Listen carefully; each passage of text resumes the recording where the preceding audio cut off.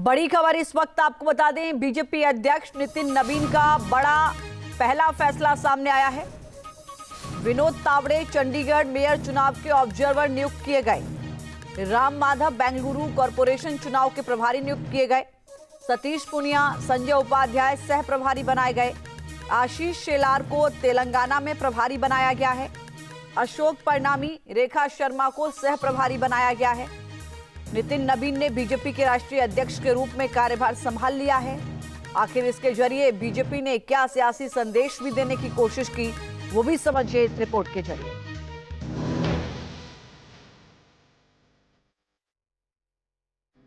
पैंतालीस साल से ज्यादा का सफर तय कर चुकी बीजेपी को नितिन नवीन के रूप में नया अध्यक्ष मिल गया है। नितिन नवीन का जन्म बीजेपी के जन्म से 2 महीने बाद 23 मई 1980 को हुआ था। अब उनके कंधों पर बीजेपी की जिम्मेदारी। देश की सियासत के सबसे ताकतवर शख्सियत प्रधानमंत्री नरेंद्र मोदी ने उन्हें पदभार ग्रहण करवाया। पीएम नितिन नवीन को ऑफिस लेकर पहुंचे, कुर्सी पर बैठा है। साथ ही नितिन नवीन को अपना बॉस बताकर बड़ा संदेश देते। लोगों को लगता होगा कि नरेंद्र मोदी देश के प्रधानमंत्री है, तीसरी बार प्रधानमंत्री बने, 50 साल की छोटी आयु में मुख्यमंत्री बन गए, 25 साल से लगातार हेड ऑफ द गवर्नमेंट रहे हैं। ये सब अपनी जगह पे हैं,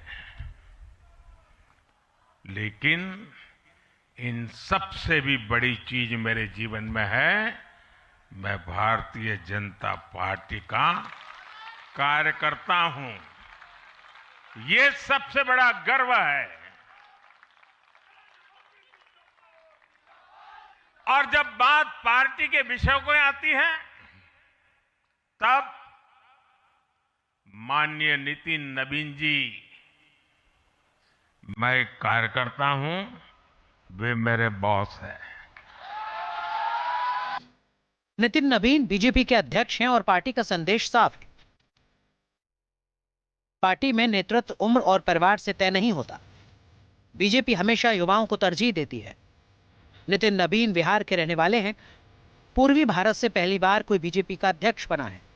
लिहाजा क्षेत्रीय संतुलन के लिहाज से नितिन नवीन का अध्यक्ष बनना बहुत मायने रखता है।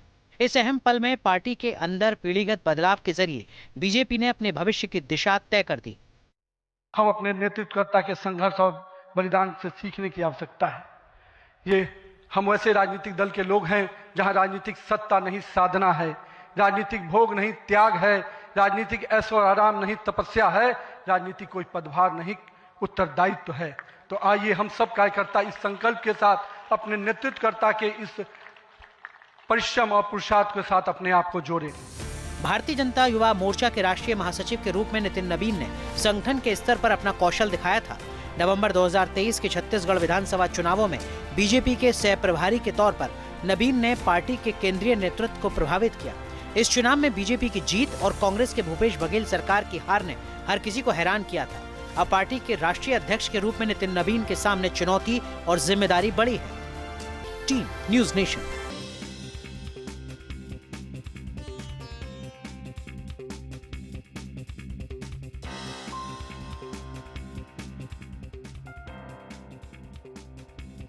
आपके मोबाइल पर तुरंत आएगी ब्रेकिंग न्यूज। स्क्रीन पर सबसे पहले दिखेगी बड़ी खबर। देश दुनिया की हर खबर एक जगह। अब आपके मोबाइल पर तुरंत फटाफट इंस्टॉल कीजिए न्यूज़ नेशन ऐप और रखिए खुद को अपडेट।